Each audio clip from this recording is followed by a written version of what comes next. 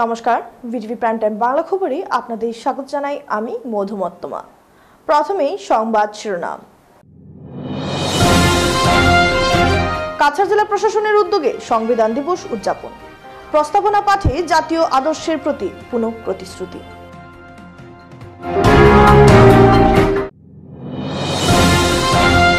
লক্ষ্মীপুরের বিধায়ক কৌশিক রায় মুখ্যমন্ত্রীর কালেক্টর দালাল, মন্তব্য অখিল গগৈ। প্রতিবাদে বিধায়ক অখিল গগৈর কুশপুতুল দাহ তাপাঙ্গে।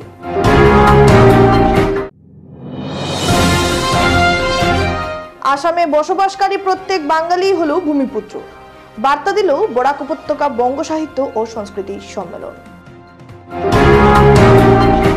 এবারে যাচ্ছি বিস্তারিত খবরে। দেশের অন্যান্য অংশের সাথে মঙ্গলবার কাছাড় জেলা প্রশাসনের উদ্যোগে শিলচরের জেলায়ুক্তের কার্যালয় প্রাঙ্গণে এক গম্ভীর ও মর্যাদাপূর্ণ অনুষ্ঠানের মাধ্যমে ভারতীয় সংবিধান দিবস পালন করা হয়। অনুষ্ঠানের নেতৃত্ব দেন জেলায়ুক্ত মৃদুল যাদব। এই উদযাপনের মূল লক্ষ্য ছিল ভারতের গণতন্ত্র, শাসন ব্যবস্থার রূপকার এবং সংবিধানের গুরুত্বকে স্মরণ করা। অনুষ্ঠানের শুরুতেই জেলায়ুক্ত মৃদুল যাদব সংবিধানের প্রস্তাবনা পাঠ করেন। তার সাথে সম্মিলিতভাবে প্রস্তাবনা পাঠে অংশ নেন অতিরিক্ত জেলায়ুক্ত ডক্টর ধ্রুবজ্যোতি হাজারিকা, কিমচিন লাউহুম, সহকারী আয়ুক্ত জোনালী দেবী, অঞ্জলি কুমারী, নির্বাচন আধিকারিক মেসি টোপনো এবং জেলা প্রশাসনের অন্যান্য আধিকারিক ও কর্মচারীগণ। এই সম্মিলিত পাঠ সংবিধানের ন্যায় বিচার, স্বাধীনতা, সমতা এবং ভ্রাতৃত্ববোধের আদর্শে নিবেদিত থাকার অঙ্গীকারকে পূর্ণ ব্যক্ত করে। অবসরে বক্তব্য রাখতে গিয়ে জেলায়ুক্ত মৃদুল যাদব নাগরিকদের মৌলিক অধিকার ও কর্তব্য সম্পর্কে সচেতন হওয়ার প্রয়োজনীয়তার উপরও জোর দেন। তিনি সবাইকে একটি উন্নত এবং সুসংহত জাতি সংগঠনে ভূমিকা রাখার আহ্বান জানান। এছাড়াও সংবিধানের ঐতিহাসিক তাৎপর্য এবং 1949 সালের 26 নভেম্বর গৃহীত সংবিধানের বর্তমান ভারতে প্রাসঙ্গিকতা নিয়েও আলোচনা করা হয়। এই আয়োজনটি ছিল সংবিধান দিবস উদযাপনের একটি উদাহরণস্বরূপ অনুষ্ঠান শেষে জেলা প্রশাসনের কর্মকর্তারা সংবিধানের আদর্শে উদ্বুদ্ধ হয়ে জনগণের সেবা করার জন্য নিজেদের উৎসর্গ করার প্রতিশ্রুতি পুনর্ব্যক্ত করেন।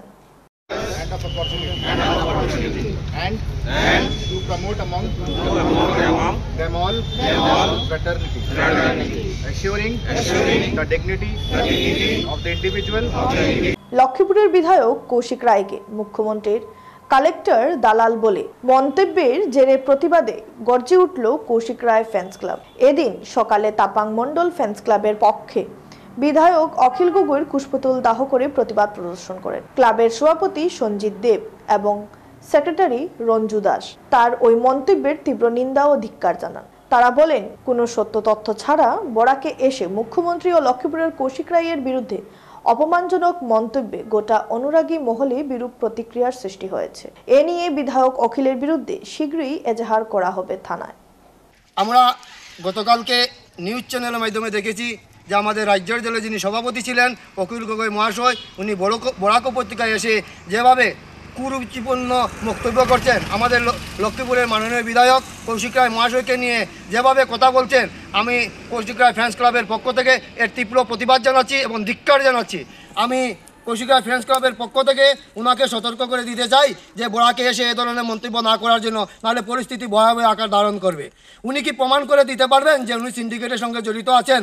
যদি প্রমাণ করে না দিতে পারেন তাহলে এরকম মন্তব্য না করার জন্য আমি ওনাকে হুঁশিয়ারি দিচ্ছি। নাই তো আমরা পরবর্তীতে আইন অনুযায়ী ব্যবস্থা নিতে বাধ্য হবো। আমরা পরবর্তীতে ওনার এগেইনস্টে একটা এফআইআর দায়ের করবো যে এরকম বরাকবেলিতে এসে এরকম মন্তব্য না করার জন্য।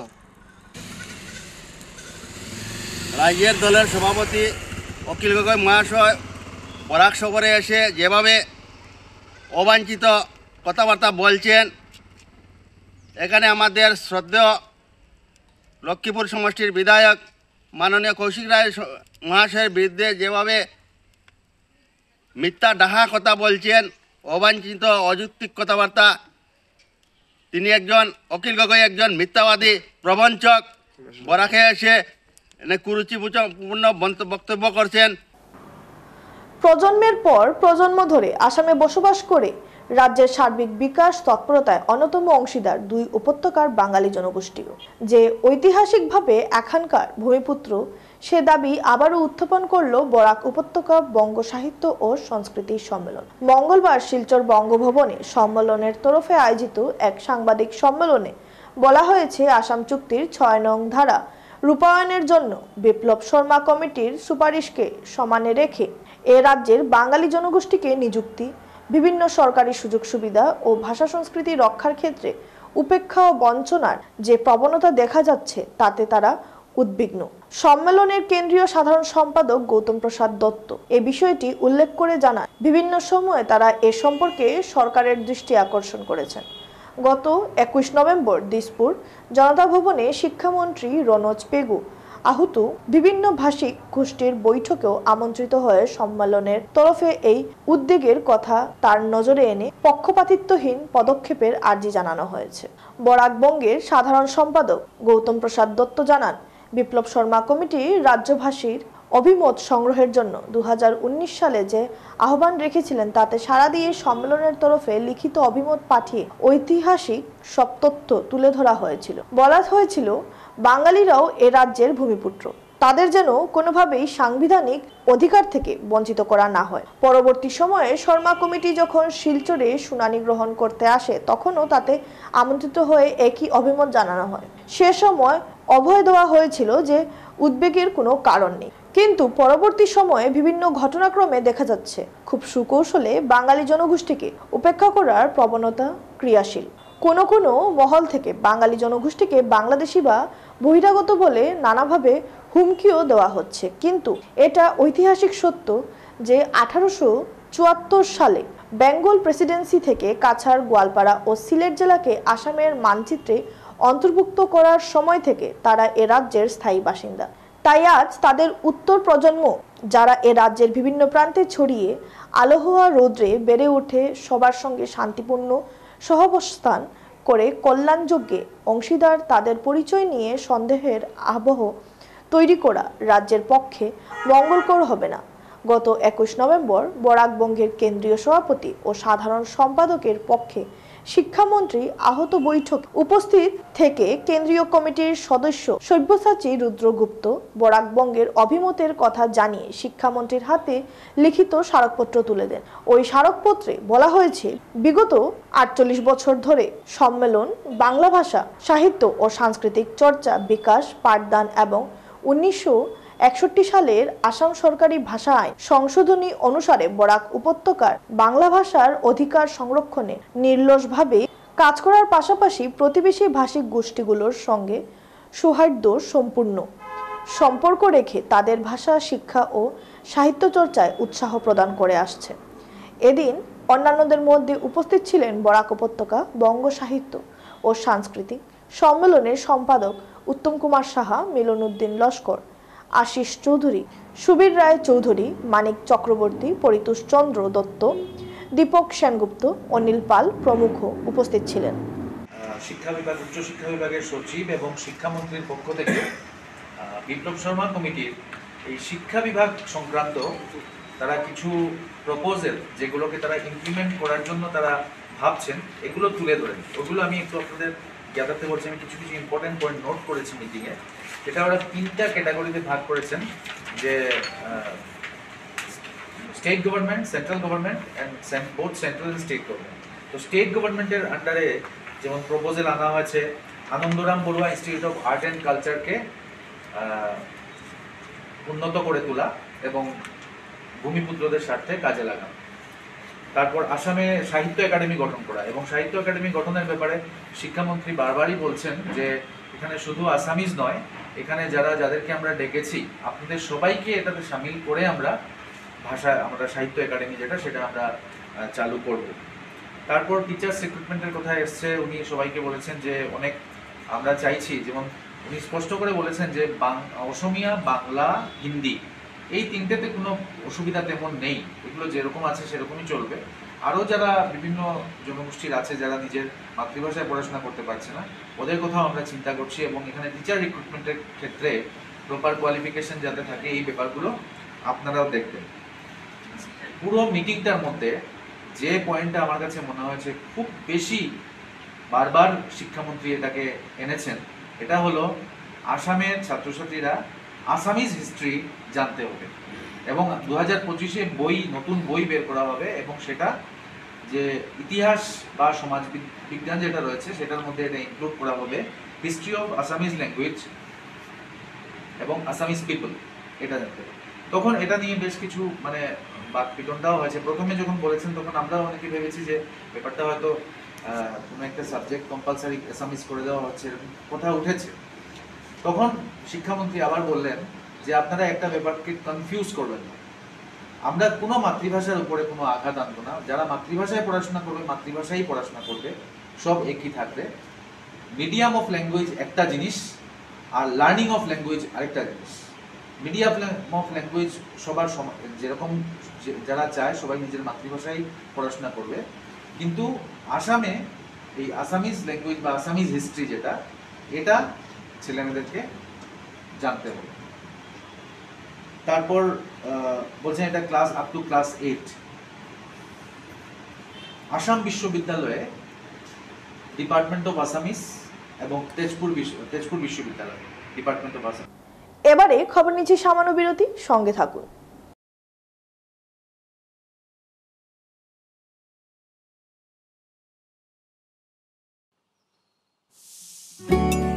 Homework finish? Finish! Guitar practice finish? Oh, finish! আর Horlicks? Nine! যদি হে এক্সট্রা হরলিক্স পোৱা যায় তেন্তে এক্সট্রা টাইমটো লাগিবই ন। 10 টকাৰ session 20% extra Horlicks. Etia finish! Stop. Wait. It's time for a ERS. Dhoni review system. ইমান ধুনীয়া গোন্ধ আৰু ইমান টেষ্টি, মানে মোৰ অইলৰ কেপ্টেইন মহাকোশ কাচ্চি ঘানি। ৰিভিউ সঠিক নহয়নে? এশতকৈও অধিক কোৱালিটি টেষ্টত উত্তীৰ্ণ হৈ তৈয়াৰ হৈছে মহাকোশ কাচ্চি ঘানি সৰিয়হৰ তেল, যি মুফা আৰু কুফাৰ গুণেৰে ভৰপূৰ। চকুত পানী মুখত পানী, মোৰ পচন্দ মহাকোশ কাচ্চি ঘানি, মাই চইচ। এয়া লোৱা গ্ৰীণ টি।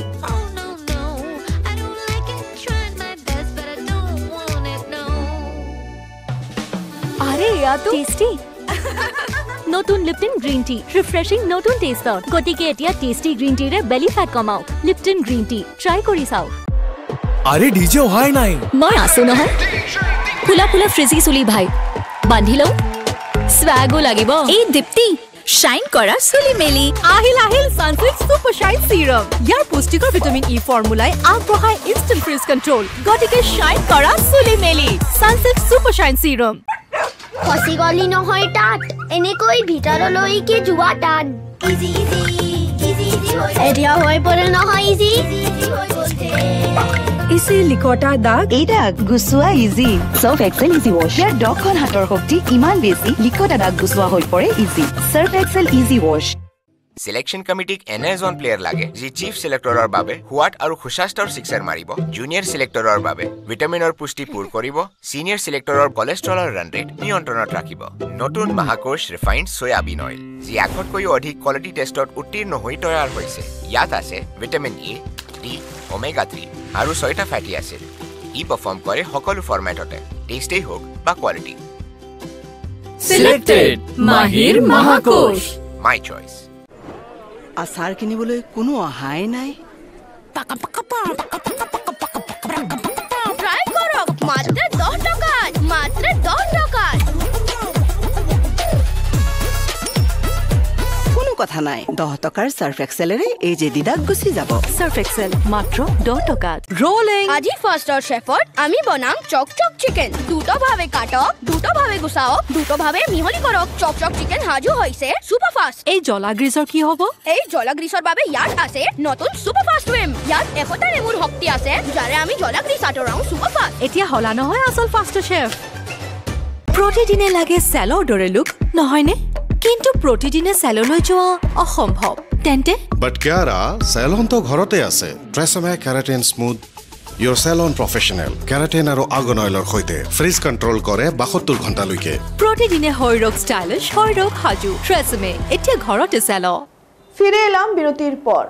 সোমবার বিকেলে শ্রীভূমি জেলার বাকরশাল এলাকায় থাকা রাবার ভ্যালি গোডাউনে সংঘটিত হলো এক ভয়ানক অগ্নিকাণ্ড। এতে ব্যাপক ক্ষতিগ্রস্ত হওয়ার খবর পাওয়া গেছে। অগ্নিকাণ্ডের খবর পেয়ে তড়িঘড়ি ঘটনাস্থলে ছুটে যায় দুটি দমকলের ইঞ্জিন।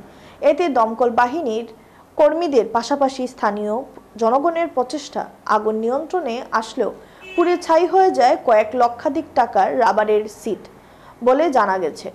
উক্ত অগ্নিকাণ্ডের সূত্রপাত হয় রাবারের সিটগুলো আগুন দিয়ে শুকাতে গিয়ে ঘটেছে বলে খবর পাওয়া গেছে। এখানে ধোঁয়া দেখা যায়, আর ধোঁয়া দেখার সাথে সাথে রাবার একদম প্রচণ্ডভাবে ধোঁয়ার সঙ্গে আগুন, সঙ্গে সঙ্গে ফায়ার ব্রিগেডে ফোন করছি। ফায়ার ব্রিগেড অবশ্য 10 মিনিটের মধ্যে আসছে। এখানে ধোঁয়াটা স্মোক হাউসে অন্তত 5 থেকে 6 টন মাল আছে রাবার। দেখতেই পাচ্ছেন 6 টন রাবার। কত টাকা হবে? একজাক্ট অ্যামাউন্ট তো পাওয়া যেত না, তো 10 to 12 লাখ। কী কারণে লেগেছে কিছু জানা গেছে? আসলে স্মোক হাউস তো স্মোক দেওয়া হয় রাবার কাঁচা রাবারকে স্মোক হাউসে ঢুকিয়ে নিচে মানে ধোঁয়া দেওয়া হয়। এই ধোঁয়ার থেকে কোনো একটা রাবার হয়তো নিচে পড়ে গেছে। রাবার একবার পড়লে পরে আগুন ধরলে পরে আর কিছু করার নেই। আচ্ছা, এটা যে জায়গাতে লাগছে এটার নামটা কি? এটার নাম হলো গিয়া বাকরশাল পার্ট 1। লিঙ্গভিত্তিক সহিংসতা প্রতিরোধে কাছাড়ে শুরু হয়েছে 16 দিনের সচেতনতামূলক প্রচার অভিযান। জেলা প্রশাসনের সহযোগিতায় সংগঠিত সংস্থা সংকল্প ঢেউ মঙ্গলবার জেলা আয়ুক্তর কার্যালয়ে এক শপথ গ্রহণ ও র্যালির আয়োজনের মাধ্যমে এই উদ্যোগের সূচনা করে। এই প্রচার অভিযান বেটি বাঁচাও বেটি পড়াও BBBP প্রকল্পের আওতায় পরিচালিত হয়েছে। জেলা আয়ুক্ত মৃদুল যাদব র্যালির উদ্বোধন করেন।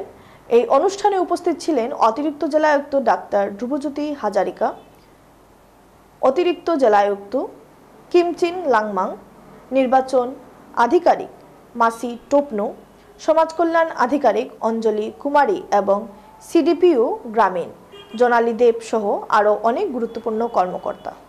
এই উদ্যোগের মূল লক্ষ্য হল লিঙ্গ সমতা ও লিঙ্গভিত্তিক সহিংসতা সম্পর্কে গণসচেতনতা বাড়ানো এবং নারীদের জন্য লিঙ্গ প্রতিক্রিয়াশীল ন্যায় বিচার নিশ্চিত করা।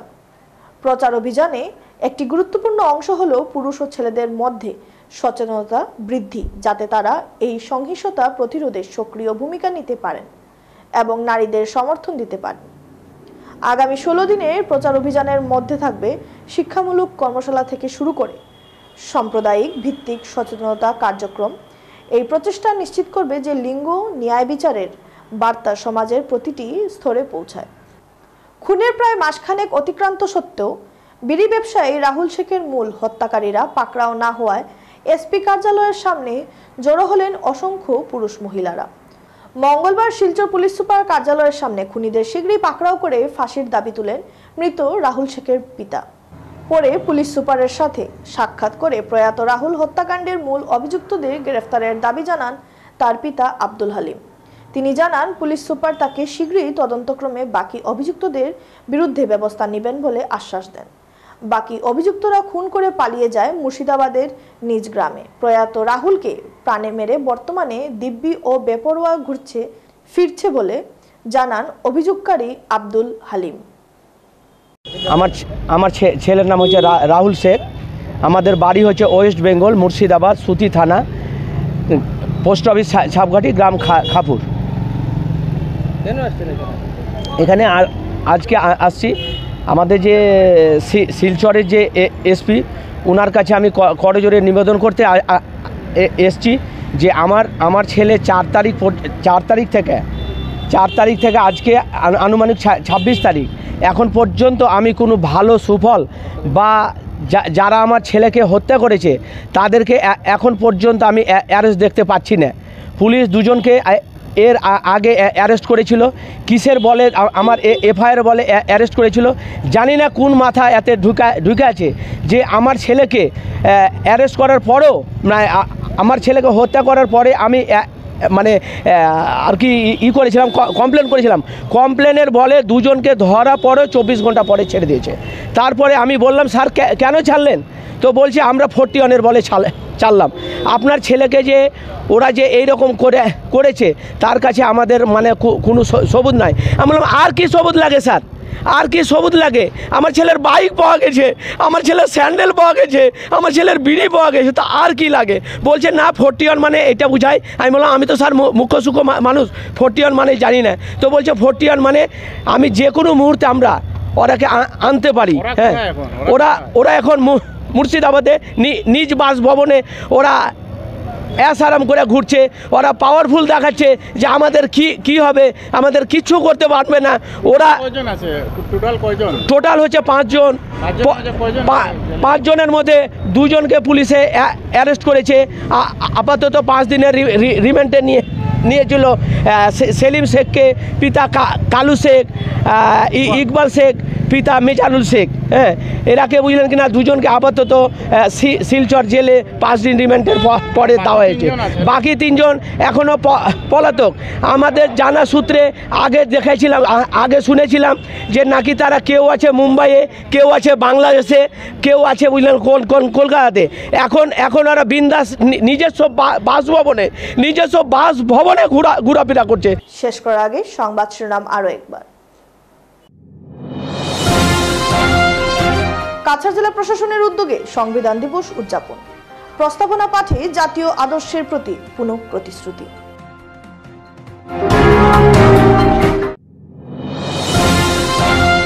লক্ষ্মীপুরের বিধায়ক কৌশিক রায় মুখ্যমন্ত্রীর কালেক্টর দালাল, মন্তব্য অখিল গগৈ।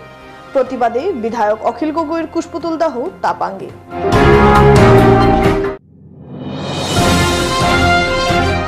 আসামে বসবাসকারী প্রত্যেক বাঙালি হল ভূমিপুত্র, বার্তা দিল বরাক উপত্যকা বঙ্গ সাহিত্য ও সংস্কৃতি সম্মেলন। ভিটিভি প্রাইম টাইম বাংলা খবর আজ এ পর্যন্তই। নমস্কার।